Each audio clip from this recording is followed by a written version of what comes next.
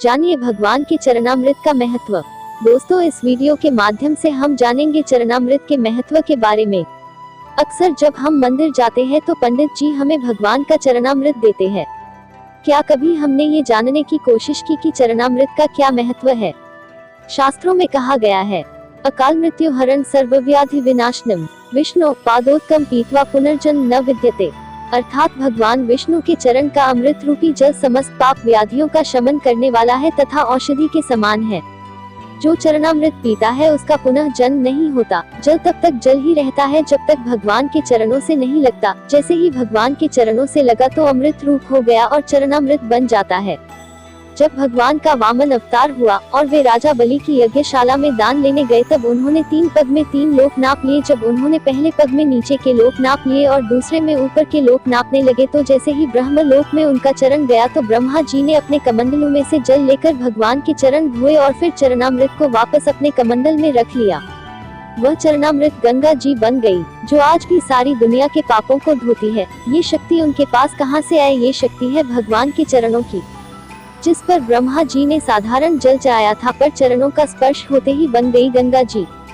जब हम बांके बिहारी जी की आरती गाते हैं तो कहते हैं, चरणों से निकली गंगा प्यारी जिसने सारी दुनिया तारी। धर्म में इसे बहुत ही पवित्र माना जाता है तथा मस्तक से लगाने के बाद इसका सेवन किया जाता है। चरणामृत का सेवन अमृत के समान माना गया है। कहते हैं भगवान श्री राम के चरण धोकर उसे चरणामृत के रूप में स्वीकार कर केवट न केवल स्वयं भव बाधा से पार हो गया बल्कि उसने अपने पूर्वजों को भी तार दिया। चरणामृत का जल हमेशा तांबे के पात्र में रखा जाता है। आयुर्वेदिक मतानुसार तांबे के पात्र में अनेक रोगों को नष्ट करने की शक्ति होती है जो उसमें रखे जल में आ जाती है। उस जल का सेवन करने से शरीर में रोगों से लड़ने की क्षमता पैदा हो जाती है तथा रोग नहीं होते। इसमें तुलसी के पत्ते डालने की परंपरा भी है जिससे इस जल की रोगनाशक क्षमता और भी बढ़ जाती है। तुलसी के पत्ते पर जल इतने परिमाण में होना चाहिए कि सरसों का दाना उसमें डूब जाए।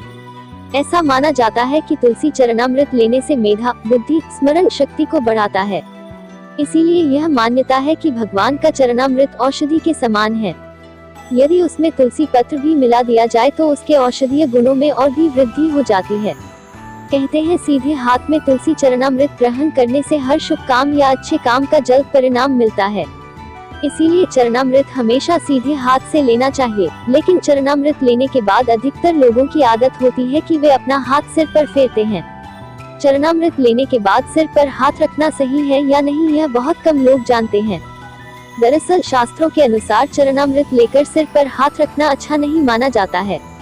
कहते हैं इससे विचारों में सकारात्मकता नहीं बल्कि नकारात्मकता बढ़ती है। इसीलिए चरणामृत लेकर कभी भी सिर पर हाथ नहीं फेरना चाहिए। तो दोस्तों, यह थी चरणामृत से जुड़ी मान्यता।